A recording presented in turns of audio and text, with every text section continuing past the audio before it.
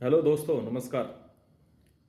मेरे वीडियो पे व्यूज़ जो आए हैं वो व्यूज़ देख के मुझे आपके जज्बे का पता चला। कितना धाकड़ जज्बा है। उन लोगों को तो खैर बहुत ज़्यादा शुक्रिया करता हूँ मैं, जो लोग थोड़े जागरूक हैं। बट मैंने देखा दोस्तों, जो मैंने बात कही थी वो मेरी तरफ से तो बिल्कुल एग्जैक्ट थी। असल में मेरी किसी से जाति दुश्मनी तो कोई है नहीं।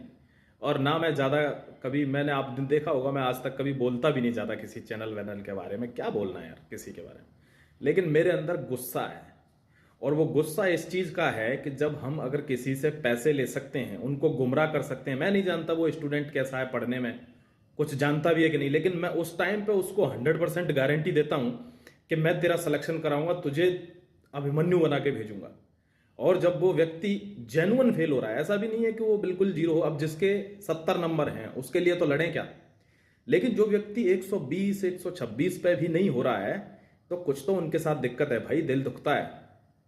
अब समझे कौन। अब प्रॉब्लम तो ये है ना, समझे कौन। साथियों, एक चीज आपको थोड़ा सजेशन दे देना चाहता हूं, माफी चाहूंगा अगर वो गलत लगेगा तो।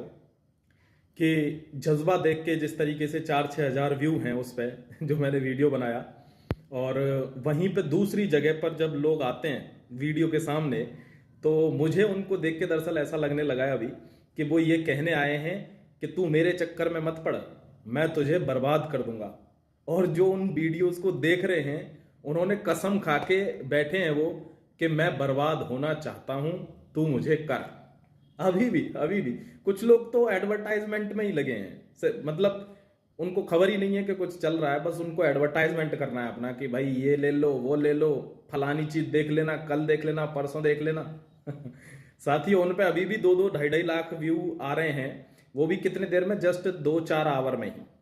तो जो जेन्युइन चीज है, जाहिर सी बात है, एक कमेंट नीचे लिखा था, बहुत अच्छी बात मुझे लगी उसमें उसमें उसने कहा था कि माही भाई, सच बहुत कड़वा होता है और सच सुनने की सबकी हिम्मत नहीं होती। मेरा उन बच्चों से कोई दुश्मनी नहीं है जिनके सिलेक्शन हुए हैं, क्योंकि ऐसी भर्ती बार बार नहीं आती दोस्तों। ये बहुत ही भगवान का शुक्र है कि ये भर्ती इस बार आई और आप लोगों के सिलेक्शन भी हुए।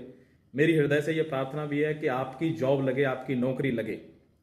लेकिन कहीं ना कहीं इन लोगों को यार, जो लोग रो रहे हैं, जिनके मम्मी पापा रो रहे हैं, आप सोचो तो, ऐसा नहीं है कि वो कैंडिडेट बिल्कुल फेल है, 70 नंबर का है और फिर वो जबरदस्ती कह रहा है कि धांधली हुई है। नहीं भाई, कुछ हुआ है। जो बच्चे, सारे बच्चे कट ऑफ के पार हैं और उनका सिलेक्शन नहीं हो रहा है।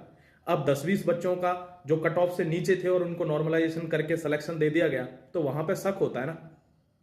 तो मैं बस एक सजेशन देना चाहूंगा आपको, ज्यादा कुछ नहीं कहूंगा, कि जीवन में अब यहां हारें या जीतें वो जज्बे से काम पता चल रहा है, लेकिन कल आपको ट्वीट जरूर करना है और लगातार 4-5 दिन तक करना है। मेरी ये हाथ जोड़कर रिक्वेस्ट है कि अपनी तरफ से कोशिश जरूर करनी है। दूसरी बात यह है दोस्तों कि अब कम से कम ये कहते हैं कि अगर किसी की ओहदा नापना हो, औकात नापनी हो, तो उसको पैसे दे दो।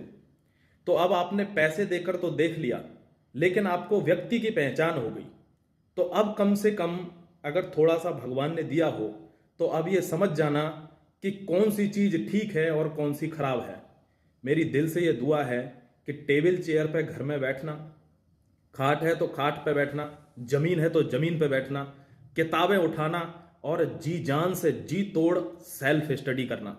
किताबों से सेल्फ स्टडी करना। ये जो लड्डू रखा हुआ है, ये जो आपने आदत पाल ली है ना पेड कोर्सेज की, ये जो हलवाइयों के हलवा खा खा के आपने हलवाइयों को ताज होटल का मालिक बना दिया है, अब वो तुम्हें घुसने तक नहीं देता होटल में।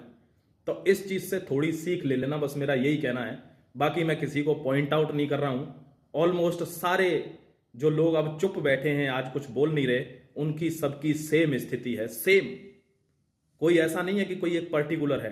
कुछ लोग तो, अब मैं क्या ही बताऊं यार, छोड़ो, फिर वही बात है, मेरे मुंह से सच निकलता है और सच सुनने की सबकी हिम्मत नहीं है। तो अपना ख्याल रखो और कोशिश करो, कल आपको ट्वीट जरूर करना है 11 बजे। जय Hind, Vande Mataram, God bless you all.